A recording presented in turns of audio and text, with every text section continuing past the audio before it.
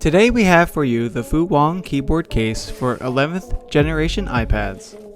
This will run you about 40 to 50 bucks.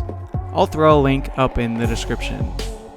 This keyboard case combination allows for laptop-like functionality with your iPad. Unlike other cases that use folding mats to vertically lift the iPad up, this provides a full shelf for the tablet, allowing it to stand at several angles without falling down. In the box you get the USB charging cable and the usual paperwork. It even includes a potentially shady QR code, which we will not be testing today. If you are feeling adventurous, pause this video and test it for me. Thanks. The keyboard case doesn't quite match the color of the iPad, but it's hard to notice the difference when the iPad is docked inside. Opening up the case was already giving me anxiety. Worried I would immediately break the hinge, I instead decided to test 360-degree rotation first, flip it over, then insert the iPad that way.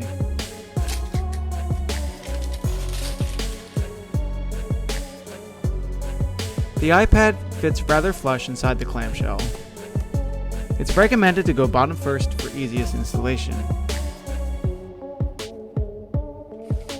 With the iPad docked, it was time to test out the hinge capabilities. It allows for stopping at most angles. Looking around the unit, all necessary areas of the iPad are open and accessible, as you would expect. On the right, you have your USB-C charging connector and the on-off switch. The USB-C port is only for charging. It does not accept data transmissions. To the left is your iPad pen strap, but there's one problem, I didn't have one. A pencil fit just fine. North of the keyboard are the indicator lights for charging, Bluetooth, and caps lock. Speaking of charging, it charged to full in 15 minutes, but most likely it was charged rather well to begin with. The keys are well illuminated in all lighting conditions, and the color can be changed with one click. The keyboard comes included with a touchpad, more on that later.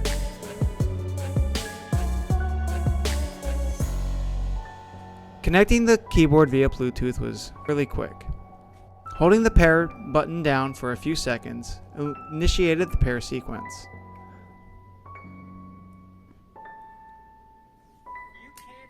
Just one last sticker to remove and off we go.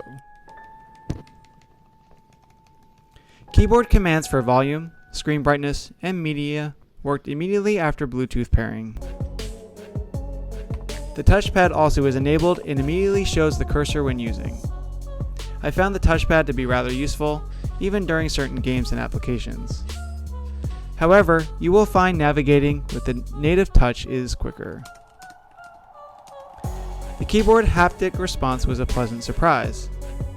I found it to be close to my Magic keyboard in terms of comfort. However, one problem you will notice is when you start typing it at length. Resting your hands onto the touchpad will cause several jumps around the document you are in and may even delete several text lines at a time. As long as your hands were off the touchpad while typing, the issue went away. This adjustment period took some time, but it wasn't a deal breaker. Using this case has expanded the capabilities of the iPad experience well under price point Apple charges. Reliability, however, will be tested. Stay tuned in a month or so for that. Thank you so much for watching.